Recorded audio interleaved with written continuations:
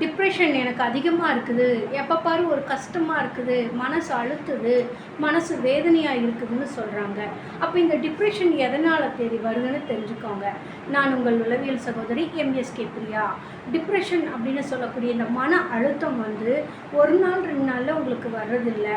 இது அவங்களோட ஆரம்ப காலகட்டத்திலிருந்து தேக்கி வைக்கப்பட்ட நினைவுகள், சொல்ல முடியாத அழுத்தங்கள், அதிகப்படியான சந்தோஷங்கள், இப்போது கிடைக்கலை இல்லை ஏமாற்றம் அப்படிங்கிறப்ப உங்களுக்கு மன அழுத்தம் வரும்.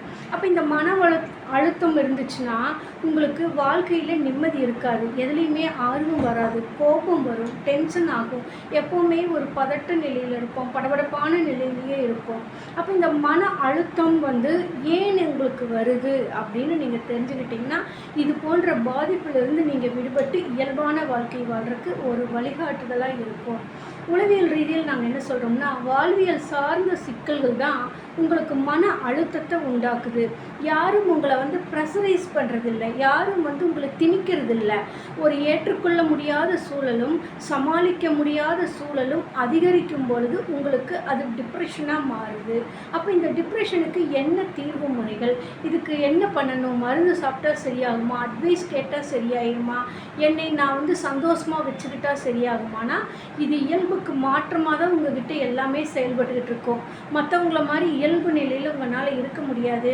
எப்போவுமே ஒரு கோபம் வரும், பதட்டமாக இருக்கும், டென்ஷனாக இருக்கும், எதுலேயும் ஆர்வம் வராமல் இருக்கும், எதுலேயுமே கேட்க தோணாது, யாராவது பேசினா எரிச்சல் ஊட்டக்கூடிய செயலாக இருக்கும். இப்படியெல்லாம் உங்களுக்கு தொடர்ந்து வர்றப்ப தான் உங்களுக்கு மன அழுத்தம் இருக்குதுங்கிறத நீங்கள் தெரிஞ்சுக்க முடியும். இப்போ இந்த மன அழுத்தம் ஒரு படிக்கிற ஸ்டூடெண்ட்ஸுக்கு சொல்கிறாங்க. ஏன்னா அவங்களால கவனிக்க முடியாது, கேட்க முடியாது, கேட்டதை புரிஞ்சுக்கிட்டு செயல்படுத்த தெரியாது. அப்போ அவங்களுக்கு மன அழுத்தம் வரும். அதுக்கான உளவியல் வழிகாட்டுதல் பகுப்பாய்வு செஞ்சு அதுக்கான சிகிச்சைகள் கொடுக்குறப்ப அவங்க அதிலிருந்து விடுபட்டு இயல்பாக ஃபிட்டாக முடியும். இதே பார்த்தோம்னா திருமணமான ஸ்டேஜில் மன அழுத்தம் வருதுன்னு சொல்கிறாங்க. அங்கே வாழ்ந்த காலங்கள் வேறு, இங்கே புது லைஃப்பில் அடாப்ட் ஆகிறப்ப அந்த 2 முனைகளும் ஏற்படக்கூடிய பாதிப்புகள் அழுத்தத்தை கொடுக்குது. இது ஒரு காரணம் 2 காரணம் அல்ல, பல்வேறு நிகழ்வுகள் உங்களை அழுத்துறது தான்.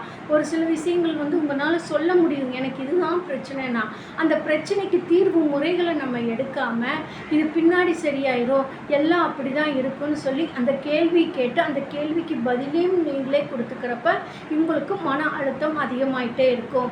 ஒரு ஸ்டேஜில் இதோட எக்ஸ்ட்ரீம் எண்டு தான் உங்களுக்கு பதட்டம், பயம், இந்த மாதிரி அடுத்தடுத்த கட்டங்களுக்கு போகுது. ஒரு பிரச்சனை உளவியல் ரீதியில் உங்களுக்கு ஒரு பயமோ பதட்டமோ இருக்குதுன்னா, மன அழுத்தம் அதிகமாக இருந்துச்சுன்னா அது வரும்.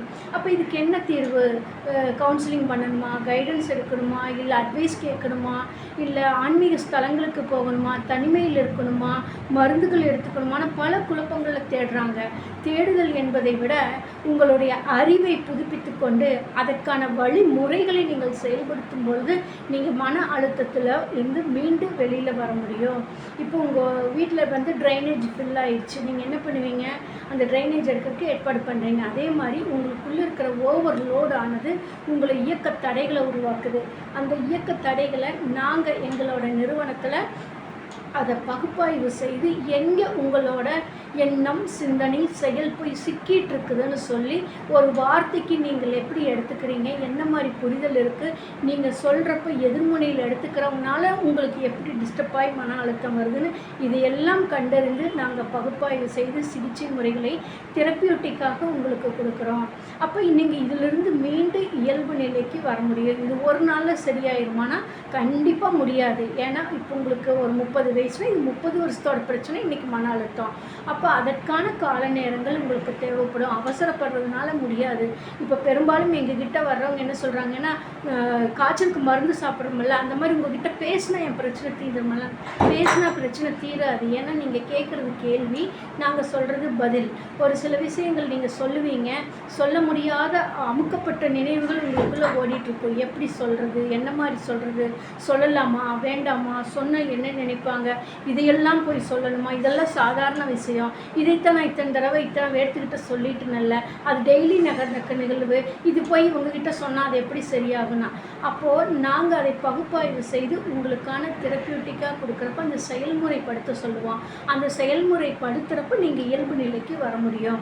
அப்போ டிப்ரெஷனுங்கிறது வந்து வாழ்வியல் சார்ந்த அழுத்தங்கள், மறக்க முடியாத நினைவுகளாக இருக்கலாம், பயம் சார்ந்தது அடுத்த கட்டத்துக்கு போயிடும். அப்போ நீங்கள் வந்து உங்களோட வாழ்க்கையில் ஏற்பட்ட நிகழ்வுகள் பழையதாக இருக்கலாம், இல்லை எக்ஸ்ட்ரீம் மென்டல் திங்க் பண்ணுறதா இருக்கலாம், நடுநிலையிலிருந்து செயல்பட முடியாதப்போ எப்போவுமே ஒரு அழுத்தப்பட்ட நிலையிலேயே உங்களோட எண்ணம் சிந்தனை இருக்கிறதுனால தான் டிப்ரெஷன் அப்படிங்கிறதுக்குள்ளே போகிறீங்க. அப்போ டிப்ரெஷன்லேருந்து விடுபட முடியும். அதற்கு ஒன்றே ஒன்று, அதுக்கான துறை சார்ந்த நிபுணர்களை அணுகி அதற்கான வழிகாட்டுதல் சிகிச்சைகளை நீங்கள் எடுக்கிறப்ப அதிலிருந்து வெளியில் வர முடியும். அப்போது நாங்கள் நிறைய பக்கம் போயிட்டோம், கவுன்சிலிங் போயிட்டோம், அட்வைஸ் கேட்டோம், கைடன்ஸ் எடுத்துட்டோம், எதுவுமே எங்களுக்கு சரியாகலை அப்படின்னு சொல்கிறாங்க.